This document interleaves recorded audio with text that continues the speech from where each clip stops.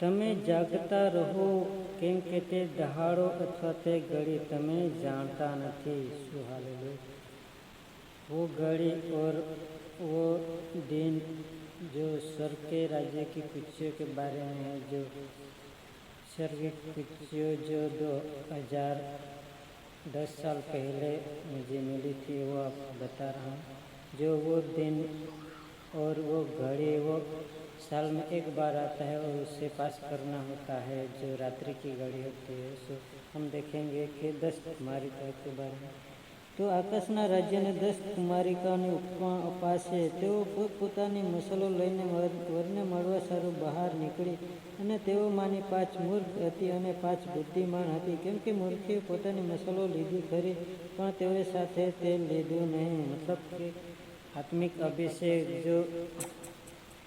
जो तेल के बारे में आत्मा का तेल के बारे में बताया जाए। पण बुद्धिवंते पोतानी मसलो साथे पोतानी कुप्पीमां तेल लीधुं अने वरने आवता वार लागी, એટલામાં તેઓ સર્વ ઝુકા ખાઈને ઊંઘી गए।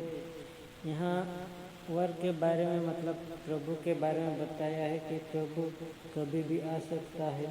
અને મધરાતે બૂમ પડી કે જો વર આવ્યો, તેને મળવાને નીકળો। ત્યારે સર્વ કુમારિકોએ ઉઠીને પોતપોતાની મસલો તૈયાર કરી, અને મૂર્ખે બુદ્ધિવંતીઓને કહ્યું કે તમારા તેલમાંથી અમને આપો, કેમ કે અમારી મસાલો હલવાઈ જાય છે। અને બુદ્ધિવંતીએ ઉત્તર દીધો કે કદાચ અમને તથા તમને પૂરું નહીં પડે, માટે તમે વેચનારાઓના પાસે જઈને પોતપોતાના સારું વેચાતું લો। અને તેઓ વેચાતું લેવા ગયા, એટલામાં વર આવી પહોંચ્યો, અને જેઓ તૈયાર હતી તેઓ તેની જોડે લગ્ન જમણમાં ગઈ, અને બારણું બંધ કરવામાં આવ્યું। सो यहाँ पर ये बताया गया है कि बाणु बंद करने का मतलब साल में एक दिन और एक रात्रि की घड़ी आती है, उसे पास करना होता है। सो ते बीजी कुमारिकाए आवीने कह्युं कि स्वामी स्वामी अमारे सारू उगाड़।